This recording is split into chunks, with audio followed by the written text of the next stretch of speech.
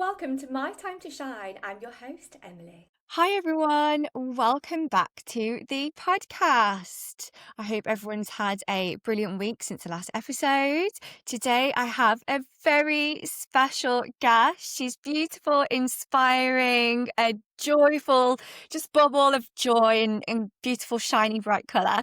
Because you're always so colourful in all of your pictures. Amazing. And would you like to do a little introduction for our guest? Tell us a little bit about yourself, a little about who you are and what you do. Okay. So hello everyone. Thank you, Emily, for such a nice introduction.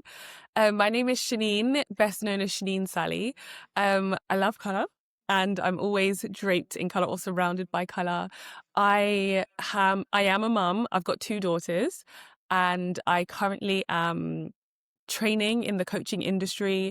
I care a lot about wellness and nutrition and fitness. So I'm kind of going through a bit of a rebrand where I'm kind of showcasing that a bit more and talking about that side of life a lot more. I've also run a breastfeeding clothing company called Chic and Discreet, which I'm sure we'll talk a little bit about today. And I'm looking at opening that up again soon as well. So I'd like to think of myself as an entrepreneur.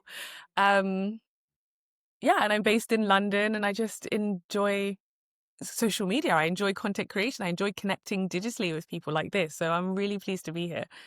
Oh, thank you so much for coming on today. It's an absolute pleasure. You are just a beautiful ray of sunshine. Oh, thank you. I want to go back to the very start and talk about how was your childhood, how were you raised, and where Shaneen really began. Well, I really love that. I wasn't expecting that as a question, but I think it's so important, isn't it? When you kind of taking someone in to kind of get like the bigger picture. So I was born in the UK and I was born to a really young mum. She was 17 when she had me. Yeah. And then she had my brother the year later. So we were really close. It was pretty much just the three of us because my dad, I'm not really sure. He was just being who he was wherever he was. I was raised by a single mum and I think I care so much to be a good mum because I could see that she cared a lot to be a good mum, but I could see where she maybe struggled because she didn't have the support. Um, and yeah, I just kind of went through school. I think of my childhood as quite a rebellious one and quite a hard one. I feel like it's something that stays with me a lot. And I'm trying my best to be the best version of myself because kind of how it was for me growing up. Number one, being raised by a single mom and then having a lot of like hardship I think all families have this, but just for me personally, it's just a massive part of who I am today and how I am so intentional today. I think everybody did the best that they could and they just kind of did what they knew. And that's all I can do as well. But I can also kind of look back and be like, maybe if this was a bit different, then this would have been easier. Or maybe we would have had more of a support network if we were part of this kind of community. So I'm making those decisions in my life today. And yeah, I think my joy comes from, it might sound cliche if you are a woman of faith, but my joy comes from the Lord.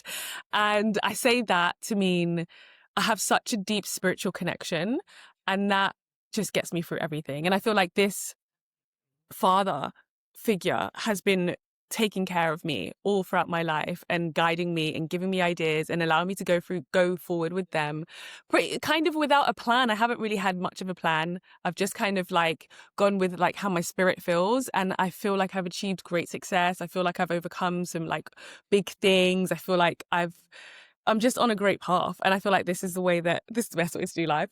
I'm a bit biased because it's been my lived experience, but yeah, just to follow your heart, follow your spirit. And again, like I know these things, they sound kind of cliche, don't they? I can't think of a better word, but like you hear people say them a lot, but it's just the truth. It really, really is the truth. So yeah. Yeah, I really love that as well. I'm a practicing Roman Catholic, and it's we both believe in God and Jesus, and Yeah, I really resonate with that. So yeah, thank you for that.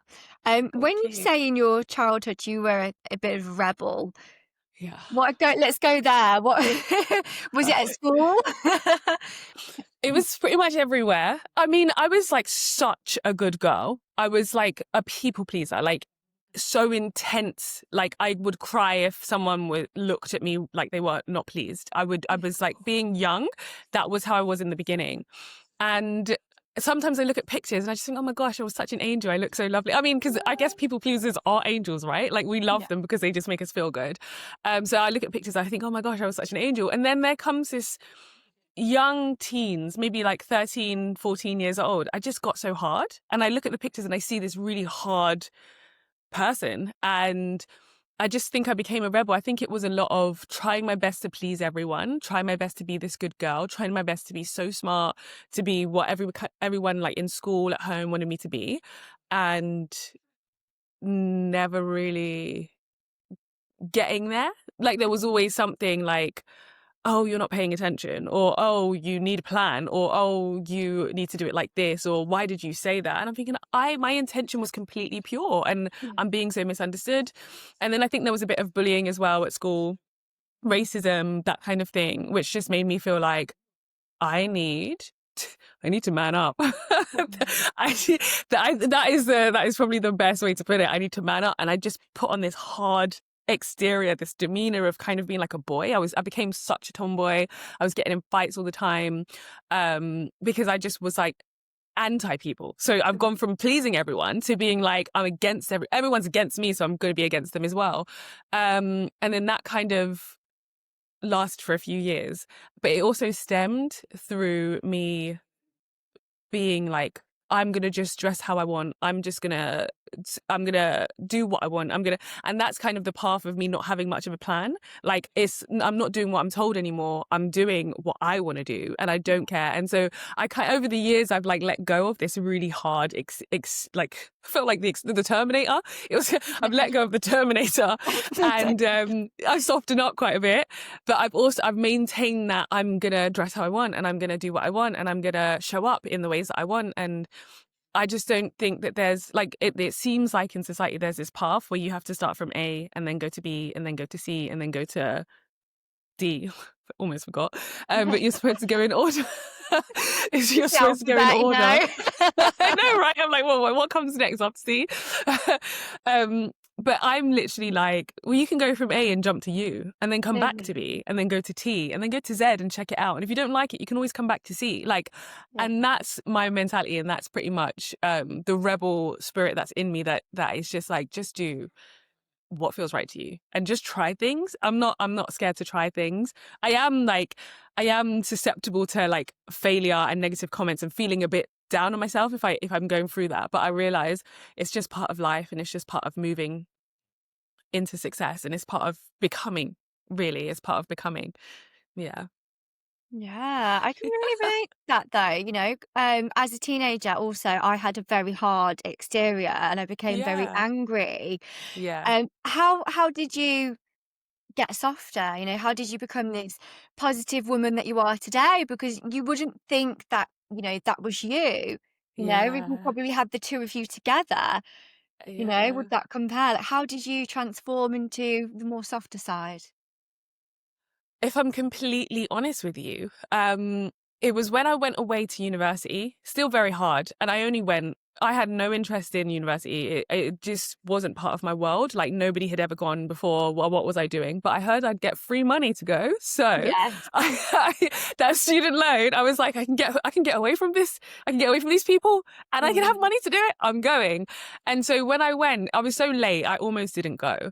And so all the halls and stuff were fully booked out, and I had to find somewhere to live. And there was this house, it had 7 bedrooms in it, and it was just on Facebook. And there was a group of people who were like, we need another housemate. And I was like, okay, like this is going to be great. And so I went into the house, and it was fine. And there was one other boy. We were the only 2 Black people in the house. And I think we kind of gravitated towards that. Like we'd eat the same kinds of food, and we'd like have the same kinds of routine, and like family coming over would be similar. And he was a Christian, and he kept trying to get me to go to church. And I was like, church is for old people. Leave me alone. I'm literally 20. Like, why are you asking me to do this? And he just, for months, every Sunday in the morning, because it starts early, right? And I've been out all night with the rest of the housemates, partying, doing the most. And he's knocking, are you ready to come to church? Are you coming to church this week? And I'm thinking, there's something wrong with him and he's never Oh, going to stop. no. And so I said one Sunday, I said, okay, I'll come one day. And then that, I think it was when I said to him, I'll come one day. He was like, you said it, you have to. And then I thought, I need to make this day happen or he's never going to leave me alone. And I thought, I'll come and I'll be done. And then that's it. And I'm never doing this again. And so one day he had I think the church had a special family and friends event or something was going on. So he invited me and I said, fine, I'll come. I didn't go out clubbing the night before. I just did the whole, I went refreshed. Yeah. And as I walked in, lots of old people, yes, but there was a whole section of young people, all students. Some of them I recognized from a university. Oh, And I wow. was like, what are they doing here? Why would they be in this? I didn't know why he came here, but there's him and there's a lot of people and I still didn't really have any friends. And so I thought, let me just sit near them and listen to what they're talking about. I wasn't brave to approach them, but I was like, maybe if they see me around and they see me at uni, then we can eventually start talking. And they all were so kind that day. They all started talking to me that day.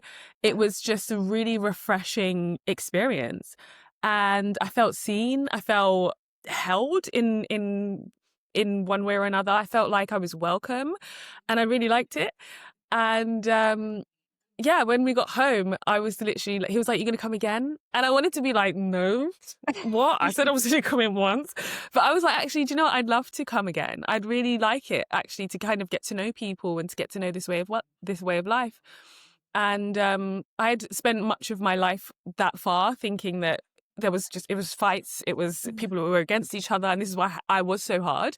Yeah. But yeah, families would invite me in around Christmas time, or if there's any type of events, and there'd be a mum and a dad in the house. And I was like, is this real? Am I in a movie? What's going on? And it just kept happening again and again. And first of all, I felt like they treated me like a daughter, and I was part of a whole unit.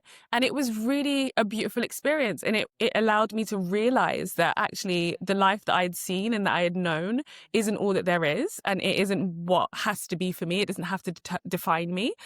I can choose. I can choose this. I can choose that. There's probably other things that I don't even know about. So I threw myself into it. I was going to church every Sunday and sometimes on a Tuesday and mostly on Wednesdays. I was just there all the time and I loved it. I really, really loved it. And I just felt so safe. I felt really safe. And that's how I got softer. That really is where the softness began to come from, because before I didn't feel like I could be.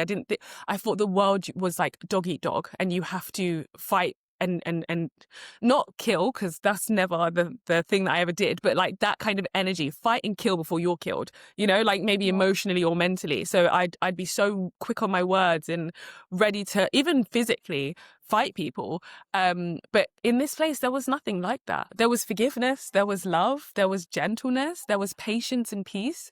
And I was like, this is what I want. And yeah, it changed my life. And just one more thing. I hope I'm not going on too long. No, But my carry on. brother, thank you. He's 13 years old, and he recently said to me, "Shaneen, I'm really grateful that you're my sister, because of you and because I see your life and how I see your life. I know what I want. I know that I want to have kids when I'm older, and I want to have a wife, and I want to take care of her. And I know that I want to work for myself, and I know that I want to spread a message." And and he inspires me because of who he's become, and he attributes who he's become to me being how I am and being quite different, a bit of the black sheep of the family, oh, she's the odd one out. And I get called names, I don't know if it's bullying or what, but I'm quirky, or I'm different, or I'm extra. And I can kind of hear the intonation. It's just you really stand out and we want you to be like us. But I'm me, and I've chosen to be the way that I am, and take it, leave it. But I'm happy. I'm happy where I am. I'm happy in my faith. I'm happy with where I'm going. So yeah, I love that. I really do. I love the question that you've asked me and helping me to reflect on all of that. It's been beautiful. I want me to reflect just one more time, actually. And I would like you to sort of share, what would you say to her, that young, angry young girl? Because maybe there are, some listeners out there who have daughters in that situation, or because I Yeah. just think, my inner me, like when I was younger, like when she was angry, I would just give her a big hug. But like, what would Yeah. you do? I'd what would I say to her? Mm. I think I would just this is the thing, like I'd probably ask her to look around, look for helpers. That's what I say to my children. Look for helpers, look for people who are kind and who are doing what you would like to be doing or who make you feel really good about yourself, and imitate them, choose them, realize that the world is much bigger than just what you see, and be conscious and intentional about looking for things that are different, things that prove a different way, and it's all going to be okay. Everything is going to be okay. Like breathe and release and let go of how you feel when it's negative, and let go of the words that people say to you, and look for the good, listen out for the good, and remember them and practice them and meditate on them, meditate on the Yeah. goodness day and night. Like that is pretty much what I would say. And I think it's quite a common thing where people say, who are your role models, and look for role models, but it's pretty much along those lines. But it doesn't have to be some famous celebrity that you're never going to meet. It can just be like it can be the person in the shop who always asks you how you are and takes Mm. 20 seconds to listen and not speak over you or rush onto like doing your order. It could be the lady who always says good morning walking her dog, or the man who you always see sitting at the bus stop who's not catching the bus but he's only there to have a chat with people. Like it could be these people. Just connect and gravitate to people that make you feel good. That's definitely what I would say. Yeah. I think that's very important mentioning about role models, because it doesn't have to be a celebrity, it doesn't have to Yeah. be. It can be Yeah. someone like that, but like you say, it can be your next door neighbor. I think that's really important, and it brings us on to, who you surround yourself, you kind of become, don't you? Like Exactly. they say, the five people who you spend the most time with, you kind of become most like them, and I think that's a Yeah. real testament to, there is more out there, like exactly what you said. There's a bigger world out there. And I think when you're in that situation where life can be hard, it can be very dark, when you open your eyes and your heart to that, look a little bit further along the horizon, it does kind Yeah. of expand your thinking a bit. Was that a big moment for you when you were like, maybe you stepped into the church the first time, you're like, wow, actually people are Yeah. nice? Did that really Yeah. shift things? It shifted my entire life. Like, Wow. Emily, if I tell you where most people have ended up that I grew up with, that were my five people, all of them are not. I mean, maybe they're doing better now. We're not really in touch, but really hard situations, locked up, almost losing their life because of maybe domestic situations, going out and doing something really crazy and being institutionalized. And Wow. I don't blame them, because I recognize that we all came from somewhere and those people came from somewhere, and it's just been this hard way of life being passed down. Mhm. But it's literally like when I stepped into that church, I was like, there are different people. I really and truly believed it was so normal to just see aggression and anger. I just thought that's just life. Like, of course they're shouting and punching each other in front of everyone. Like that's just it's what people do. Like that was just what I thought. And I thought I had to become that. And so when I went into the church, I was really confused at first, really confused, but comforted at the same time. Yeah. And the more I kind of delved in, Yeah. whichever one, take your pick. One of them. Um, yeah, well, let's go with pick. The more I dug Mhm. in, and I kind of got to understand like who I'm surrounding myself with now and why these people are like this. People kept telling me it's Jesus, it's Jesus. I didn't understand what that meant, because I had not a clue what Jesus was. And now that's what I'm discovering. So I think at the beginning, for me, it was more I was part of the church because of community and not necessarily being connected to this being called Jesus. But now, all these years later, I've kind of come back into my faith. Just like last year, I've come back into it. And now I'm being able to like be in my own relationship and really find inner peace and really find inner calm. And yeah, it's just been really incredible. I mean, like when I do reflect and I look back, I am grateful. I am grateful for the path that I was on, and just wanted, I think it was that desire I want to get out of this. And so I'm going to go to university. It was my opportunity. And it was like, I was meant to do that. I was meant to take that. And yeah, it's had a great ripple effect on my younger family members. Like I've got a young brother and sister. I've got cousins, nieces, nephews. And I can see how sometimes they just look at me and they, a bit weird, like, are you real? And I'm like, I know that feeling. I know that question, you know? So yeah, it's good. What did you study at uni? Oh, I studied English language and literature. Oh, wow. Yeah. I became a teacher eventually. But I just did it because I love to write. I really I was going to say wanted. I still want to be a writer. I still would love to write books, and create worlds and take people just on these journeys where they just feel like they gain the wisdom of the world, and their hearts expand, kind of like The Alchemist. That's one of my favorite books of all time. Have you read it? I have not, no. It's a brilliant read. If I'm you're a writing reader. it down right now, and Yes, I have heard of it as well many, many times, but I just have not gone there yet, so I think that's my sign. is your sign. Yeah, you Yeah. should read it. It's beautiful. Yeah. What kind So of yeah. stories would you write? Well, but mostly stories that were kind of biographical but Mm. fictional at the same time. So I'd be kind of like sharing parts of my life and Oh, wow. things that I've seen and gone on, like experience, because that was all I really knew. And I didn't realize that you could research other stuff or other people's lives or other scenarios in order to get material to write something. So all I knew, that's what I used.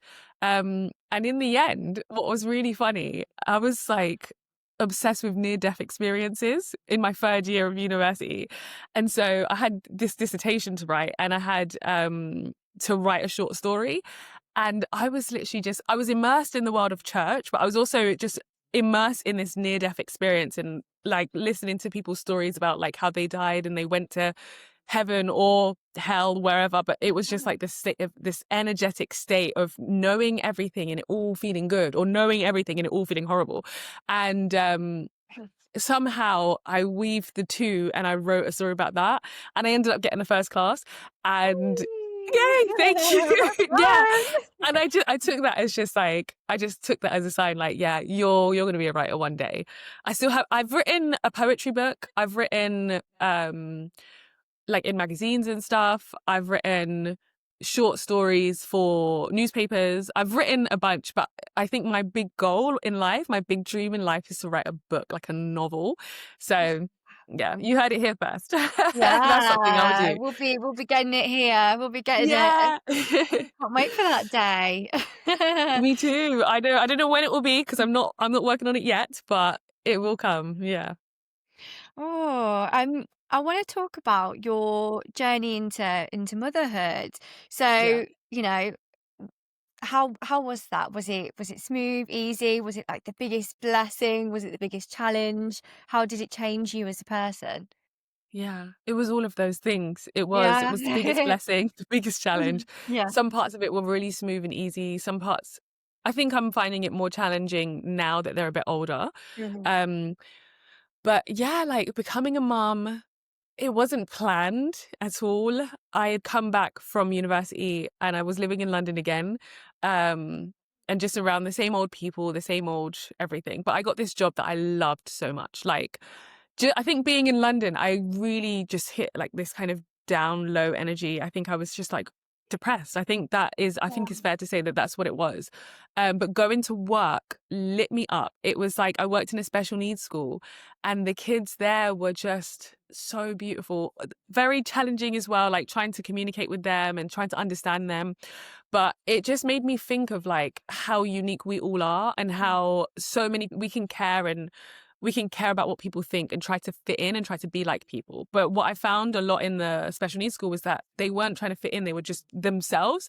And some of them weren't even aware how themselves they were, like that there might be a clique or there might be a group, but they were just so outside of that and they weren't aware of it at all. And it was like, I felt like a mother in that. Like, I don't like, so when you asked the question, I'm sure you meant with my own kids. I know, and I will definitely get to that. But I felt like I was able to begin my mothering skills working with so many of these kids who were so different and they had so many needs.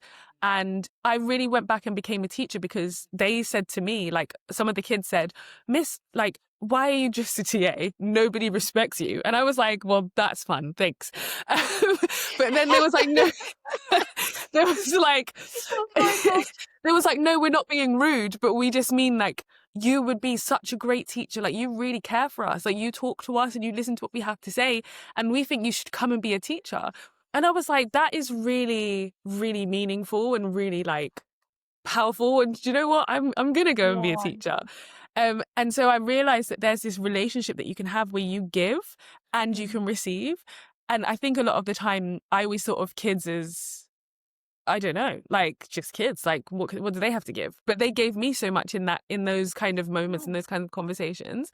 So I went away and studied to become a teacher, became a teacher.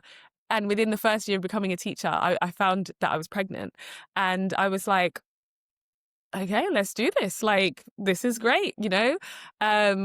And I went through it. I was really busy. I was still teaching a lot. I didn't tell the kids that I was pregnant. And as soon as they found out, they were like in tears. They were crying. They were so happy. They were bringing me gifts and stuff. I just felt so showered with love.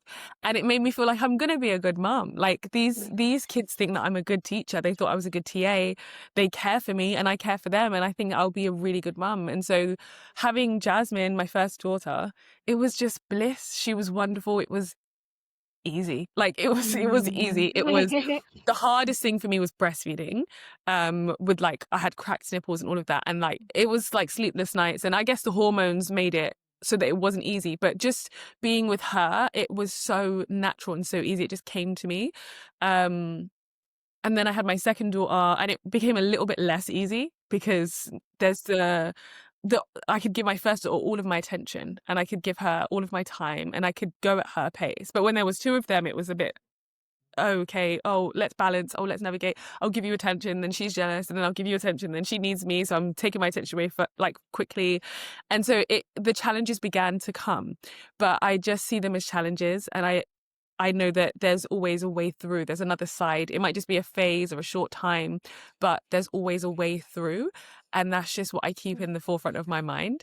So yeah, like I've enjoyed becoming a mom. I'm really just excited about where we're going and yeah, everything. Yeah.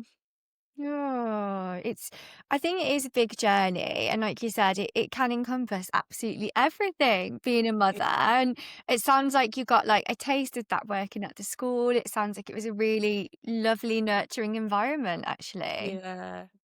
Would you Yeah. go back to being a teacher again? Or is that like a phase that's you've gone, closed that chapter now? Yeah, I think, do you know what? If I'm honest, I think is a closed chapter. I Yeah. think mostly because of the admin work and like working with the adults in the schools who my approach was not approved by them at all. Every day I thought I was going to be fired because I was too caring and I listened too much and I gave them too much space to speak. I don't believe that you can give a child too much space to speak. I think everyone holds on to stuff and they need someone to let it out to. But I wouldn't say that it's completely closed because if I could find a way to be more pastoral in a school setting, I absolutely would. I would consider it in the future. I really would. But yeah, I think for me, and I think sometimes when I look at the education system, it's a shame because there are people who care about the kids and who want to go at the pace of the children, but we're not really allowed, or our job is at jeopardy, and then we can't get paid and we can't pay the bills. And so we're kind of forced to do things that we wouldn't naturally do or we wouldn't want to do. And many teachers have felt like this. And I know many teachers who have kind of left after having children because of that. It's the way that the system is set up. I'm sure they're trying their best. I'm sure they're trying to accommodate so many kids at once. So it's just like one size has to fit all. And if it doesn't fit, squeeze it in. And it's like, no, I can't, I'm not a squeezer. So I'm not doing that. So yeah, I honestly thought like every day, anytime it's like, can you come to my office? Right, today's the day I'm getting fired because Oh because I no. spoke too long in the lesson, or because like, you know. But I rated my kind of experience in the school as how the kids felt and how they treated me and how I treated them, more than like what was going on in the admin world. So we'll see. You know, I just don't know. I really like. I don't really have much of a strong plan. I'm kind of just following the path. So I might end up doing something in education again. That's it. You never know, do you? You know, where the world takes you, and Yeah. you know what things you feel drawn to do. So let's talk about Chic and Discreet. Chic and Discreet, I can't even, why can't I say it? Yeah. Chic and Discreet. There we go. Yes, that's it. So, what was the idea and ethos behind that? I just want to tell our listeners, because that's how, you know, I originally connected with you many, many years ago now, Yeah. when I had my boys and I was breastfeeding, and I was desperate to find some clothes or something that would make it more comfortable in public. And Yeah. I didn't like the idea of putting a towel over my baby's head like some people do. And then I Yeah. came across your amazing Instagram with Chic and Discreet, and you had these really cool jumpers and onesies, and I literally, I had, I think, two of your jumpers, and I lived in them for that Yeah. whole time of like breastfeeding. So it really saved my public facing breastfeeding journey with my boys, because you can't say no to your kids Yeah. when they're Exactly. crying. Yeah. When they need to feed, they need to feed, and you just got to kind of be ready and be prepared. Yeah. Yeah. So Chic and Discreet was born out of my own need, same as you. I Mhm. just was like, I need to feed my baby and to be able to do it when people are around Mhm. and not feel so exposed. And yeah, I remember like obviously once I had the baby, people wanted to come around all the time. There was always people in my living room, and I was there like elbows up trying to feed the baby. Like I just did not know what I was doing. Oh. And I was thinking like, this is so revealing and I don't like it. And just like you, I didn't want to cover my baby because I Mm. had her in the summer. It was so hot. It was Yeah. really like, it was like why should she be hidden under this blanket or cloth or whatever it was? I want her to be able to breathe like the rest of us, but I also don't want to have my whole self out. And I don't even know what I'm doing under there anyway. So I need to be able to see. And so it started with these t-shirts, and it was, at this point, I didn't know you could even follow strangers on the internet. I literally was just on Instagram. I had an Instagram. I started a new account so I could just kind of like a blog, like I can just keep everything in one place. And so I started designing these t-shirts, and it was such a simple design. It was like a t-shirt that I sew a panel over and then like make an opening in the middle so I can kind of still have the panel there and have the opening, and then baby could breathe and I'm kind of covered. And when I look back now, I'm literally just like, early days, like not my best work, but it was what started it. And so I kept sewing these t-shirts. I literally would be like feeding baby, putting her to sleep, getting on the floor, sewing them up. And people were like, oh my goodness, I love these. I love these. Can you make me one? Can you make me one? And I was like, can I make you one? I was like, well, I can make you one, yeah, but this is how much it costs for like the fabric, the t-shirt, and all of this kind of stuff. And so at the beginning, I wasn't even pricing stuff properly. It was like the minimal. It was literally just like I was kind of doing the work for free and just selling these things to people because they asked for it. So it was like an Wow. order-based thing. Yeah. And it was like an order-based thing. And then after a while, I was just getting really like so many orders, and I was like, I can't necessarily keep this up. And so I was needing to store stuff, and so I had to put my prices up a bit. And then I was like, I need to learn about pricing, and I need to learn about like selling stuff. I need to actually learn about what this world is, because I didn't know. It was like completely brand new to me. And so eventually I managed to save up enough money.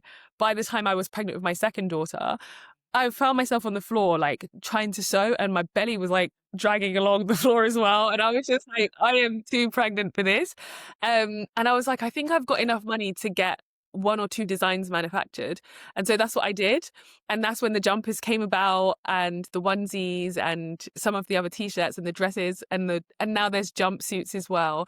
Um, and it's just been like a journey of growing a baby. It's been like growing like a child. It's like I birthed my child. There was a need relating to my child. And then also I'm growing this business. I'm learning about business. I'm learning about selling. I'm learning about customer service. I'm learning about all of these things. and I did everything pretty much myself. And I always thought to myself, once I stop breastfeeding, I'm going to shut the business down because, you know, it just felt like the right thing to do, and that's what I did. But what I've realized is the need is still there. There are still women who are having babies and who are breastfeeding and who need these clothing items and who need the confidence and the support to be able to breastfeed in public, to be able to breastfeed in front of other people, to be able to breastfeed and be warm in the winter without completely having to strip off. Like, Yeah. you know, and that's what I can provide with Chic and Discreet. So within the next couple of months, it will be up and running again, which is something I'm really excited about. I am like, oh my gosh. And I've learned so much since it kind of closed down. So I can combine like everything I've learned with marketing and social media and then all of that business knowledge that I had before. And yeah, I think it will be in a much better position than it was. And I'm in a much better position as well. So yeah, really good. Oh, that's so exciting. How did you learn those things? I think a lot of my listeners, you know, and me as well, like want to start a business, but you hold yourself back, maybe you have some ideas, but then you're like, I don't know what to do. Like, and then you just get stuck in this kind of self-sabotaging, stuck cycle. How did you Yeah. break out of that? And what gave you that sort of push to do it? Obviously there was a need for it. You were already making the Yeah. clothes, but what was the like, right, I need to really learn now, and how did you go about that? Yeah, I think so the way that I learned, it was a lot online. I'd bought a lot of courses, mostly when it came to, right, this is selling and I wanted it to look professional and I wanted it to look high quality because the quality of the clothes are high quality, but my picture quality was just standard. Like I didn't even have an iPhone, I had an iPod. And so I was like taking pictures on my iPod. Wow. Do I iPods know. even exist now? I don't think they do. Yeah. It's like I don't think they do anymore, but that's what I was literally using. I remember being like, right, I don't think I can like justify or afford an iPhone, but I know that they take good quality pictures. So maybe if I get an iPod, and I think it was for like my 25th birthday, and like Bola like wrote on the back, "Happy 25th birthday, good luck with everything." And I just wanted it for the camera, really. So yeah, I started pretty much like that, and then I thought, how do other people do it? And so it really was like, as people had found me on Instagram, I was finding other people who do the kind of like how to sell online, how to create good quality content, how to manage your time so that you can do all of these different, you know, like run your business and be a mom, or run your business and travel the world, whatever, because that's another dream of mine. So it was a lot of online study. I think I spent a lot of my time studying online. Um, and then that took off. And that's how I kind of moved away from the breastfeeding clothing brand, because as I was learning how to create better content and how to show up online in this more confident way, I was now getting brand partnerships, which were paying a lot more in large chunks at one go. So it's just like, well, let's work on this campaign and here's a chunk of money. And I'm thinking I would literally have to sell maybe 100 jumpers or something for me to get paid this much. So I think it's better if I let this go for now and then I move in this direction. And so I've kind of really just followed the path that life has given me. But like, this is what I would say is literally do the hard thing. Do the hard thing. Sometimes the way that I see it is we have feminine energy and masculine energy. And the feminine energy is what allows us to have wonderful ideas and to imagine great scenarios, and this would help. And I think I wouldn't want to start. And that's really being in your feminine energy. And some people can really stay there and they can just be completely ideas all day long, just journaling it out, writing it out. But you've also got to be in the masculine energy, which is making the phone calls, sending the emails, making the payments, checking the samples. And some people love that. So that's fun. That's what they want to do. And that's great. But if you don't love that, you've got to do the hard thing. You've got to combine both of them. And you've got to honor your ideas and what comes through in the feminine. And you've got to execute with the masculine. And that's how you get things out into the world. And that's pretty much what my coaching is about now. I'm calling myself like a content coach because I've just been in the digital world for a really long time. And I really think there's so much potential. I think if you have a business, even if you don't have a business, but you kind of just want to be paid for your knowledge or for your style or whatever, like it's all online now. And so that being in self-sabotage, I've been there for years. I've literally done it. Like I know what that feels like. And so I just really want to help people come out of self-sabotage, come out of feeling like, I can't, or I just don't know. Like there's always a way forward, and you don't have to know everything. You don't have to know where this is going to end up, but you just know what the next step is. And so it takes doing the hard thing, building your confidence, and literally just moving forward. And like that's what I would say. How I did it, that's how I did it. And I kind of did it without thinking, if that makes sense. I was just busy with the baby. And then when I had time, I was doing stuff. Like I didn't have too much time to overthink. I didn't have too much time to worry about anything. I was like, I just need to get done what I need to get done.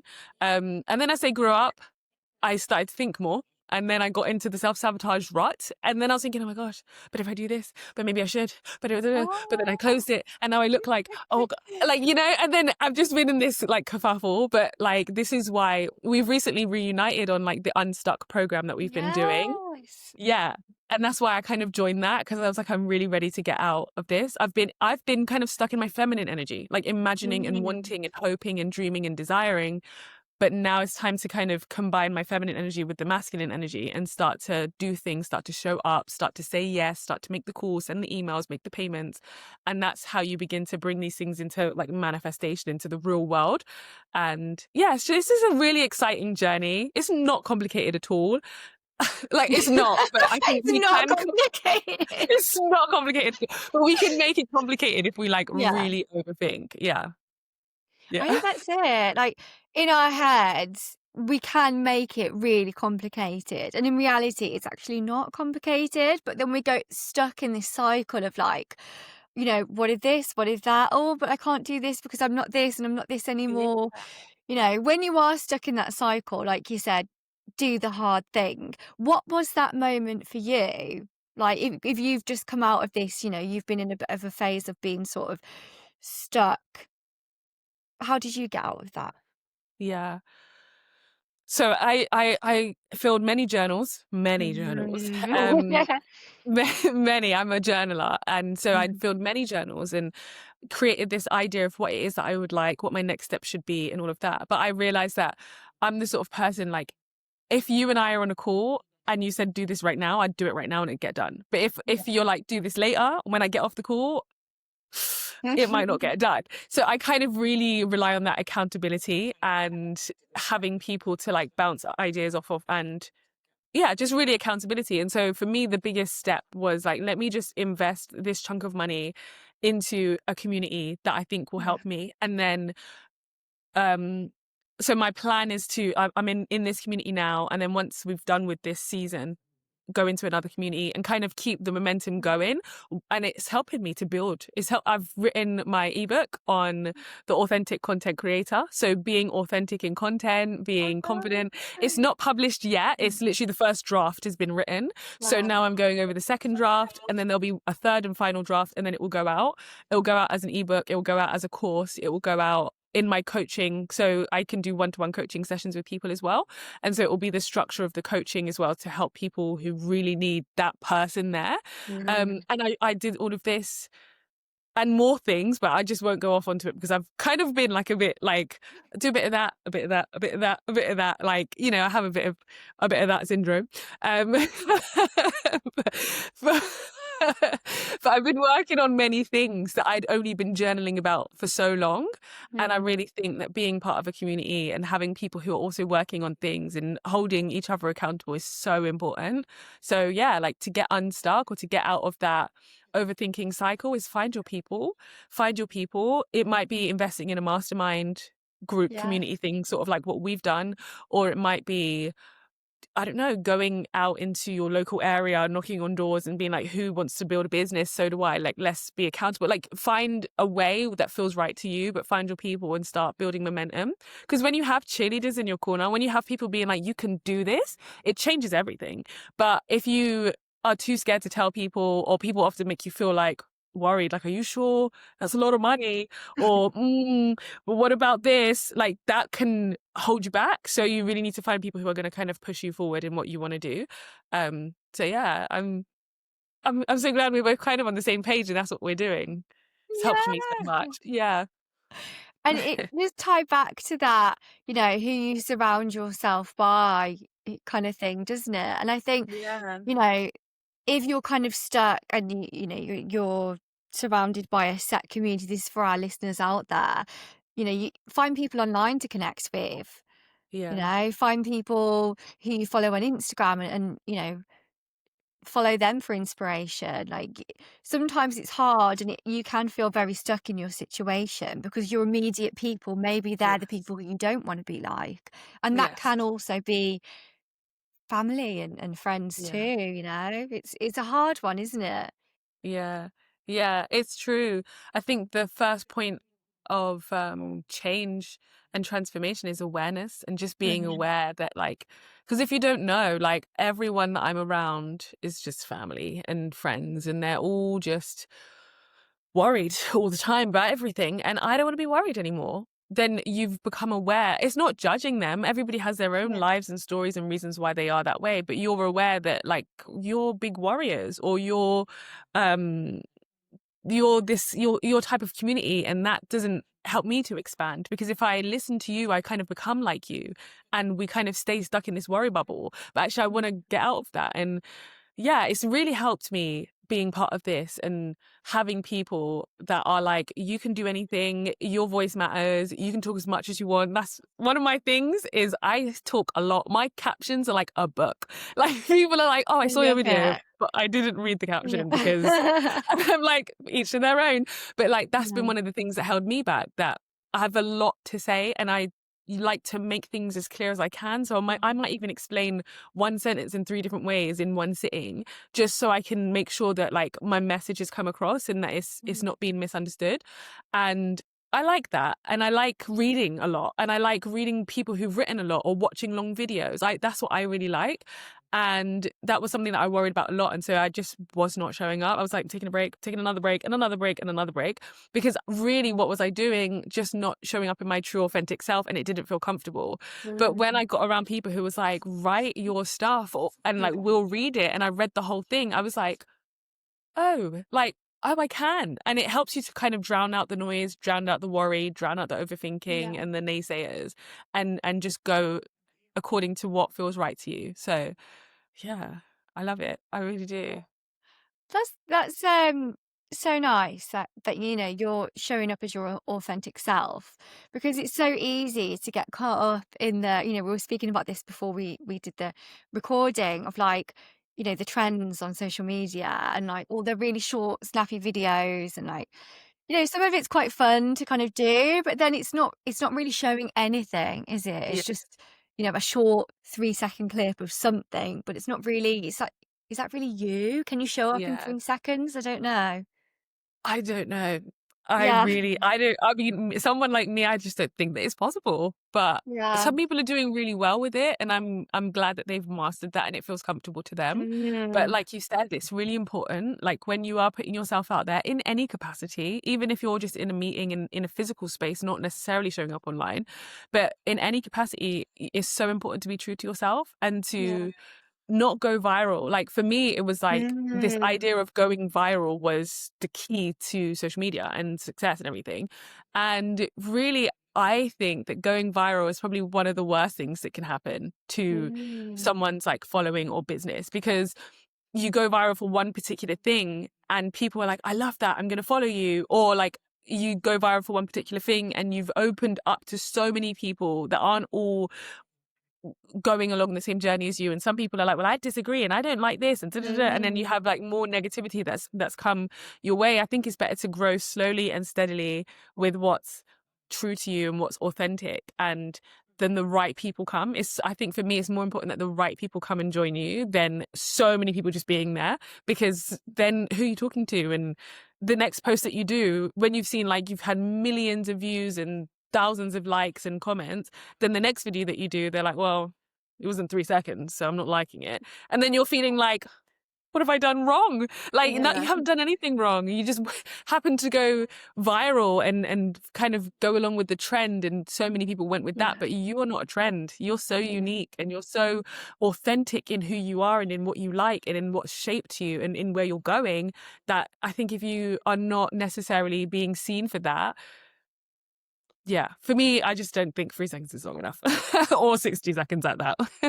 Yeah, I can so relate to that. And in the terms of what you're saying about going viral, I was actually having a conversation with my husband about this the other night. Like, okay, I sabotaged myself so many times. I had so many social media accounts that I deleted, and I seem to be kind of sticking with this now, like Yeah. on Instagram especially. I think I have like 400 followers, and I say, oh, there's only so many people seeing my posts, like I may as well just quit. What's the point? And then I'll get a message from someone who's like, your content's so inspiring. Thank you so much. Or people will comment saying like, I really like what you're sharing. And I just think, wow, like even though there's not thousands of people, there's still that person who Yeah. they're inspired by you or they're touched by your story. And it's like, if you're talking to someone face to face, that's a real person. Do it for them, even if the people who are listening, if you're aspiring on social media as well, like myself, maybe you don't have a large following right now, just keep going at it. Do it because you enjoy it. I think that's the idea of Yeah. sharing your authentic self on a platform that can be used for so much good. Like you can share positivity, you can share about your faith, what you believe in, you can share business tips, but do it because you enjoy it, not because of how many views it might potentially get. Because I find Yeah. that things that I've shared, the things that I thought wouldn't get anywhere have got like thousands of views. And the things that I really tried hard to be like, okay, this is a trend now, didn't get any. Yeah. I found that a lot as well. It's always my Yeah. videos where I'm just like, well, I'm just gonna put it up because whatever. Like this is just like it's not my best work, but it's meaningful to me. And then I put it up Yeah. and then it does so much better than the ones that I've put so much time, effort, and energy into. And yeah, I think as well, like following the number of followers that you have is all relative because so many people will be like, oh, you've got a really large following. And I'm like, no, I don't. Like, but the thing is, like, I get it. Like, to someone who's starting out, I seem like I have a lot of followers. But when brands put me in rooms with other influencers, I've always got the smallest amount of followers, and so I feel like I don't have any followers compared to these people that I'm surrounded with. They've got so many, and so it's relative, isn't it? I remember winning an award for Parenting Influencer of the Year. I think it was in Oh, 2021. At the time, I was told that I was nominated. I thought it was a joke. wow. And then they said that I was like, I should come. I wasn't going to go because I was like, I've got 5,000 followers. Like, why would I get an award? Like, and this must be like a spam email. And then I just Wow. mentioned it I had an agent at the time and he was like, yeah, you should go, like, just to meet people, like, if anything. And I ended up winning. And I was like, did they say my name? Like, and I got up, walked to the stage thinking, am I like, have you ever had one of those dreams? I don't know. You just have a dream and you're thinking Yeah. like you've gone to the toilet or something and you're not really sure if you're really on the toilet or like it was kind of like that. I was like, am I supposed to be walking up or am I just doing it because I'm hallucinating? Like I just couldn't, Wow. it just wasn't merging that with 5,000 followers, I could win an award. And there Mhm. was people who were also in the parenting category who had millions of followers. So I thought obviously it's going to be one of them, but it was me. And that Yeah. makes me realize like the numbers can hold us back. They can make us feel Mhm. like, oh, not that many people are seeing us, not that many people are following, whatever. But it is not a numbers game at all. It seems like it is, but it's not. It's really not. Some of my Mhm. best opportunities and highest paid collaborations have come from people who have been following me for a while. And so it tells Wow. me that consistency is what what has the biggest impact. Showing up authentically is what has Yeah. the biggest impact and not the numbers, not the numbers. Just Yeah. remember that everyone who's trying to grow online, like Not don't the worry number. about the numbers. Yeah, exactly. Yeah. I have a story as well to share. Not like that. That's incredible, by the way. Congratulations Thank for you. winning that award. I have an experience where I went shopping. This was a couple of years ago, and Yeah. one of my sister's friends' mums came up to me and she was like, "Oh, I follow you on Instagram. I love what you post." She was like, "I don't comment or like any of it because I'm kind of like, I don't like to put myself out there, but I wanted to tell Yeah. you to keep on going." And I just think, wow, how many people are observing your Yeah. content, and listening and watching, but they're not commenting or liking or Yeah. even following you necessarily. So Yeah. I think, yeah, numbers don't really matter. And as long as you're, you know, making an impact in terms of things that that you're passionate about, that make you feel Yeah. happy. Because if it's not making you happy, then don't do it, you know? Yeah, exactly. And like for me, I always look at moments like that when your Mm, sister's friend's mum came and said that to you as like an award. Like she was yeah. giving you flowers and she was saying you're doing great. Like sometimes it's not a physical thing that you hold, but it's Mm. like I'm sure that you took that away and you felt inspired and empowered to keep going. And Made me like cry. oh, see, Happy exactly. tears. Yeah, Yeah. because like, yeah, I am gonna keep going. And me this Mhm. morning, like I was saying to you that you inspired my morning routine and I felt so much better for it because your content, like I don't even look at how many followers you have. I just like see you and I'm like, look at what she's doing. Like Yeah. look at her story, look at what she's been through, look at where she's going, look at how she's showing up.